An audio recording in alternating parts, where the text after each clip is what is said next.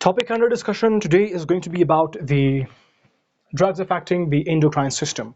And in this, we will specifically talk about the pituitary and thyroid. First of all, we'll discuss the pituitary. What are the different secretions and glands from this glands? What are different types of secretions? We'll talk about all that, okay?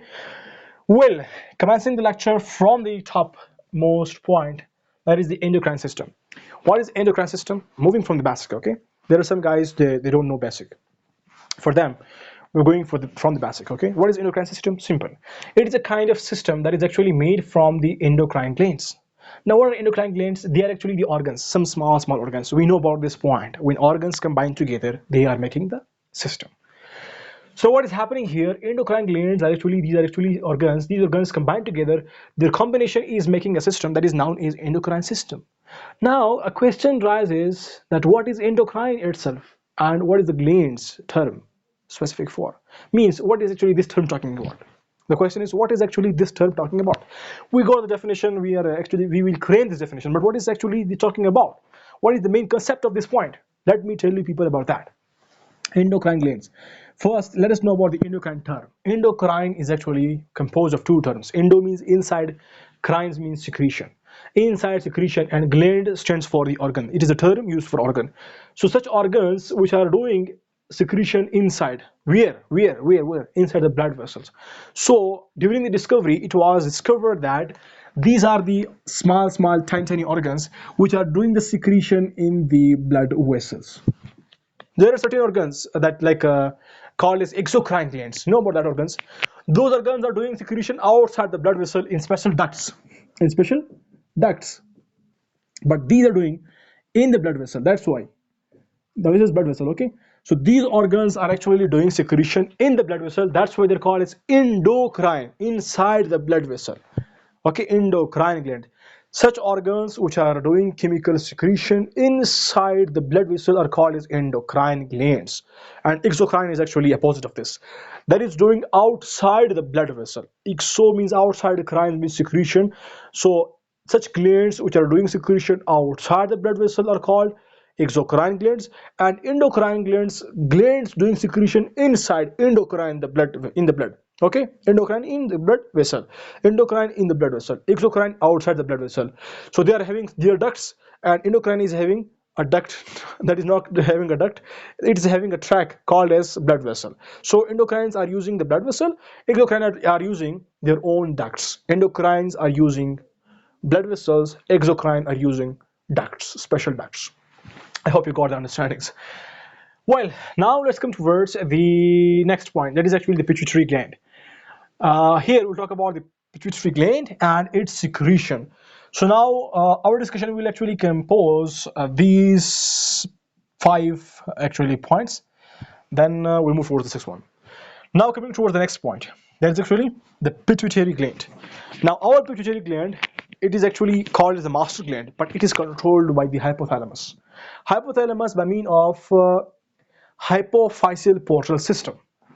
It's a kind of a shortcut, we can say a blood vessel, which is called as hypophyseal portal system, which is coming from the hypothalamus, and by means of this, certain hormones are released to the anterior pituitary.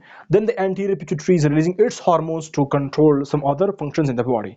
So in short, there is actually a pathway between the hypothalamus and the anterior pituitary. Anterior pituitary and posterior pituitary. In short, there are actually 2 lobes available if we speak in short about the pituitary glands. Hypothalamus is having connection with the pituitary. According to some books, according to some books, pituitary gland has got 3 lobes: anterior, posterior, and median. And according to some other books that we are actually having till now, the knowledge that is actually there are 2 lobes of the pituitary, anterior and posterior lobes. So these lobes are actually connected with the hypothalamus.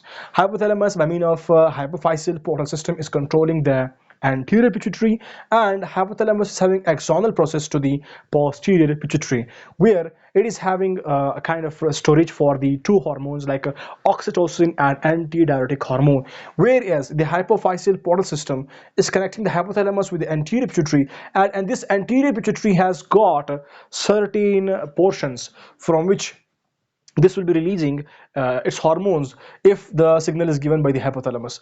First of all, hypothalamus will receive the signal, then the hypothalamus by means of the hypophyseal portal system will connect with the anterior pituitary, then anterior pituitary will release its hormones. There are special points in the anterior pituitary from which special types of hormones will be released, like somatotropes will release the growth hormones. Gonadotropins will release the gonads, hormones for gonads like follicle stimulating hormone, luteinizing hormone. And in the same anterior pituitary, there is lactotropes, a specific region for the lactotropes, which will release the prolactin for the milk. And again, in the same anterior pituitary, there will be adrenocorticotropic hormone that will be released. Okay. Then again, there will be TSH released. So like this, from the anterior pituitary, approximately 1, 2, 3, 4, 5 hormones will be released. These are actually, their release is actually controlled by the hypothalamus. Simple point must be remembered. Hypothalamus is controlling the pituitary gland. And anterior pituitary is called as the master gland.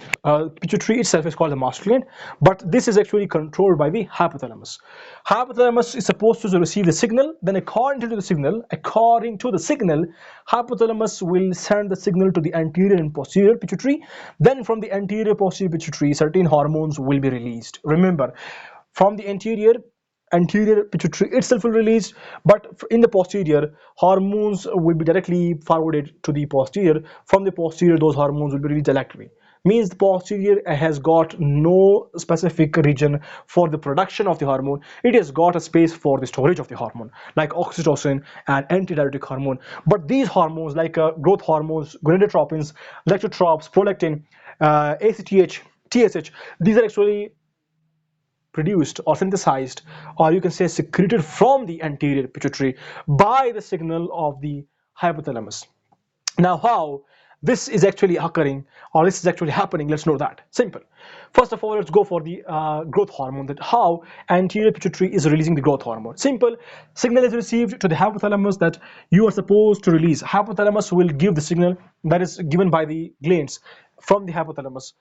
Signal is given to the hypothalamus, and in the hypothalamus there is growth hormone releasing hormone. That hormone by means of the hypophyseal portal system will move towards the acidophils, which are actually the progenitors for the somatotropes. These somatotropes will release the growth hormone known as somatotropin. Now those somatotropin, they are released, they are responsible for the growth of the skin. They will thicken the skin, they will thicken the bone, they will increase the protein, they will decrease the lipids, and they will conserve the carbohydrates. So this is how the signal is given. And if this is happening in excess, there is another hormone available in the hypothalamus known as GHIH, growth hormone inhibitory hormone. Now these hormones will move via the hypophyseal portal system, and they will act on the acidophils, somatotropes, that please do not release growth hormone. So I guess then the growth hormones won't be released. And if there is no any kind of acceptance of the please, means if the body is not responding, then what will happen? Then we will get certain kind of actions like gigantism, acromegaly, and etc. etc. So it means when the growth hormones are actually when this connection is actually disturbed, we can say when this connection is disturbed, then there will be different types of disturbance observed in the community among the people. So this is how the growth hormone is actually regulated. Then we have gonadotropin releasing hormone. Now, from the hypothalamus, gonadotropin releasing hormone will be released via through what?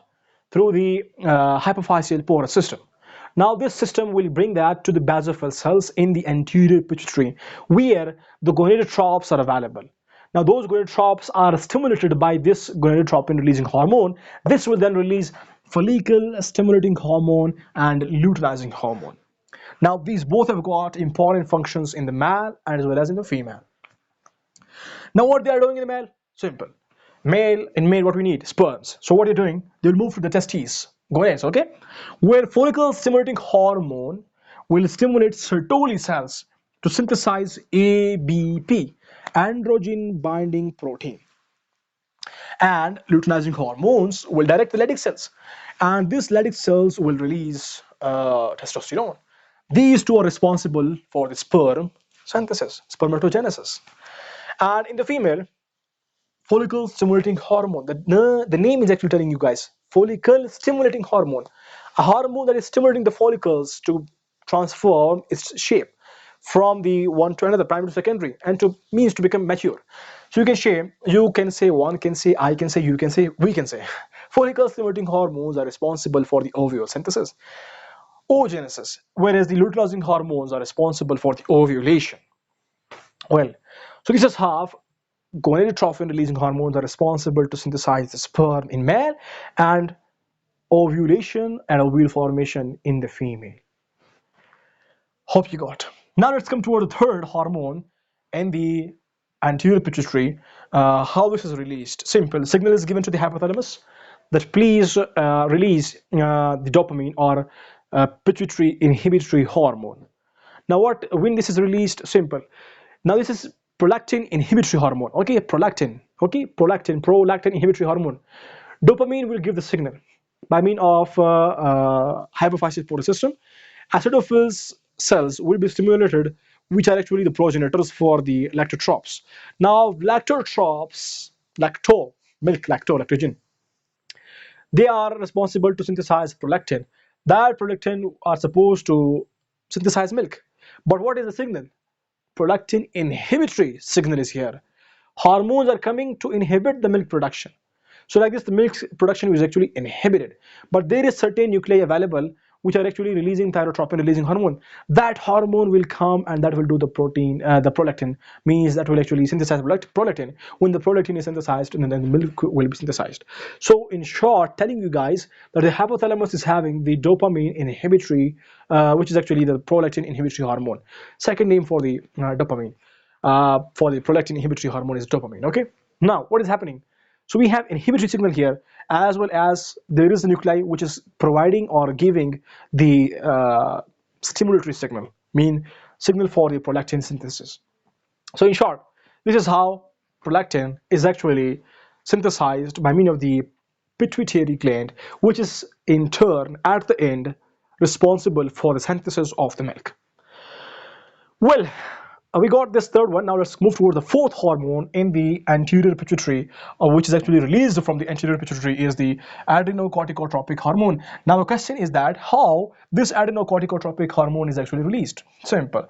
Corticotropic releasing hormone are supposed to be stimulated, which are in the hypothalamus, and they, by means of the hypophyseal portal system, are supposed to travel to the anterior pituitary. There the basophil cells, corticotropes, are stimulated.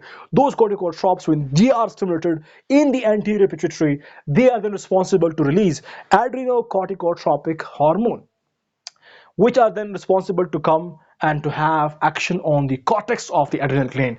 Here we have the kidney, on that we have medulla, and here is the adrenal gland cortex. So medulla and cortex of the adrenal gland. Adrenal gland on the renal, on the kidney, which is having cortex and medulla. Here on the cortex, these hormones are supposed to have actions. Adrenocorticotropic hormones will come to the cortex. From the cortex, they will, when they are stimulating the cortex, they will start to release mineralocorticoid, glucocorticoid, and androgens. Got? So this is how corticotropin releasing hormone is releasing the ACTH from the anterior pituitary, and which is then having action on the adrenal gland, which is then releasing mineralocorticoid, glucocorticoid, and androgens. I hope you got the understandings. Well, next we have is thyrotropin releasing hormone. Jalla Jalaluhu, Allahu Akbar. Commencing the lecture, thyrotropin releasing hormone. The next hormone, TSH, is supposed to be released from the anterior pituitary. Now, how it is released? Very simple. Thyroid releasing hormone, thyrotropin releasing hormone from the hypothalamus will move via hypophyseal portal system. It will stimulate the basophil cells in the anterior pituitary, known as thyrotropes. They are responsible to release thyroid stimulating hormone, which will then release again when they come to thyroid gland. They will release T3 and T4. So this is how the TSH is actually regulated. Then we have the posterior pituitary. I told you guys, direct synthesis in the hypothalamus, and for the storage we'll come to the posterior pituitary. Hypothalamus stores, synthesizes hormones, certain hormones, and some are actually going towards the anterior pituitary, and two of those hormones, like oxytocin and antidiuretic hormones, they're actually coming via axonal process to the posterior lobe, where they are either stored or released with respect to the condition. So this is how our pituitary gland is done. Next will be our thyroid. But before moving toward the thyroid, let's have the pharmacology. Now, guess what? All these hormones are actually disturbed in certain individuals. Guess what? We're having patients. In some, growth is abnormal. In some, gonads are not available. Some are infertile. Some are fertile, having complications regarding fertility, sorry, and some are actually having complications regarding milk breastfeeding, and some are having complications regarding that they have Addison syndrome, Cushing syndrome, and so and so forth. So what's now happening? So if we get the patients, like in them the growth is in excess, will indicate the antagonists, and in some, when the growth is not happening, we don't see the growth, so we'll give the growth hormones somatotropin, not somatotropin. Somatotropin is actually the natural one. Synthetic one is somatotropin. When we indicate this hormone, this is actually the agonist. When this is indicated, this will increase the growth hormones activity. Means skin will be synthesized further, bone, protein, lipids will be decreased, and carbs will be conserved. So like this, the growth hormone will show action because this is the agonist. Suppose what, in some cases, when we get gigantism or acromegaly, etc., means conditions like in which the growth is in excess, will give the antagonist, like somatostatin. Somatostatin state means to relax it, to state. Then we have octreotide, lentrotide, and in some cases the pigvisomant is also indicated. Now this is the one which is acting on the receptor, and remaining are actually having actions on the gonadotropin, growth hormone releasing hormone here. Some are these are actually stopping having actions this portion. Suppose what, if the growth hormone is released, and then this is supposed to have action on the receptors. Now this one, pigvisomant, will actually inhibit this region, and the remaining are actually having direction above this region, means they are actually inhibiting growth hormone releasing hormone directions. And when the growth hormone is actually released, now they are supposed to have their actions before they bind to the receptor. This one, pigvisomant, will actually block their interaction, mean the growth hormone will no more interact with the receptor for the internal actions. I hope you got. Now what we have here, example like levoprolide. Now these are actually the agonist is written here. These are the agonist drugs, these all. Now what is happening here? Okay. Now what is happening here in the these agonists? Remember, gonadotropin releasing hormones are actually released in a pulsatile manner. Slowly and gradually it is doing its action.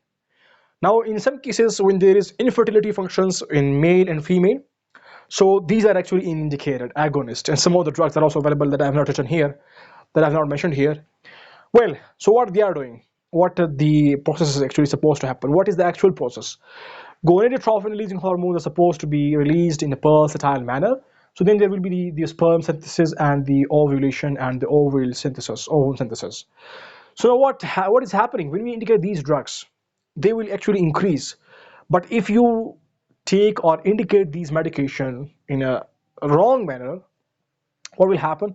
The agonistic actions will be converted into antagonistic actions. These will show antagonistic effects then. Before, if we indicate in the appropriate manner, they will show agonistic actions. But if we indicate in inappropriate manner, they will show antagonist. Why? Because you are actually stimulating the gonads to synthesize or to do their jobs. Like in female, the ovules will be synthesized. This may lead towards the multiple fertilization may happen because of these medication, and multiple complications will be seen. Well, so it is suggested that please consult your physician or pharmacist while taking any kind of medication. That's it all regarding the growth hormone, gonadotropin releasing hormone. These are the agonists and these are the antagonists. I have written these are for you guys that you may have ease while preparing for exams. Well, regarding medication, regarding treatment, it is must to consult your pharmacist or physician or pharmacist, physician.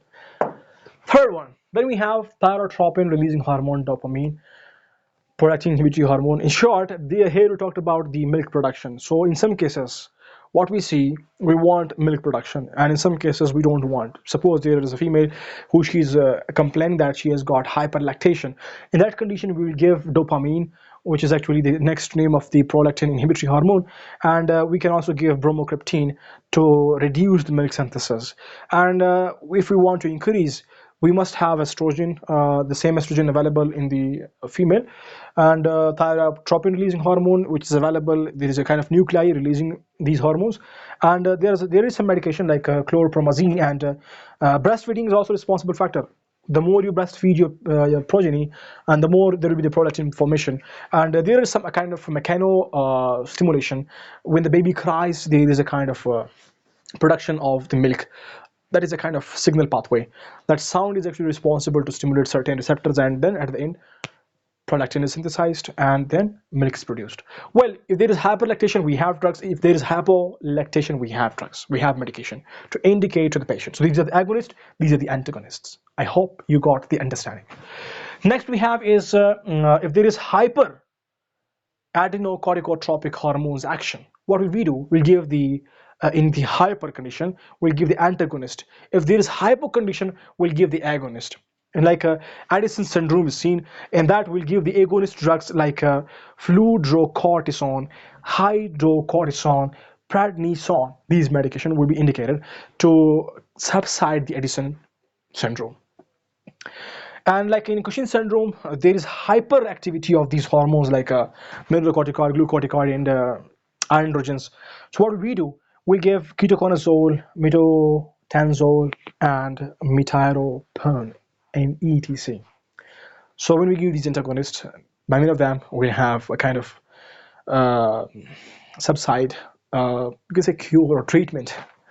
Well, it is again confusion of the cure and treatment. In short, here is the agonist and here is the antagonist. So the drugs that are available here, just go for them and write in your exams and have your concepts. And again, so if we have TSH, hyposecretion, in that we'll give levothyroxine, leothyroxine, leotrin, and etc. Okay, and etc. medication. And if there is hypercondition, we'll give propyl thiouracil. In which condition? Remember, hyper. If there is hyper TSH secretion, then we have methimazole and carbimazole and etc.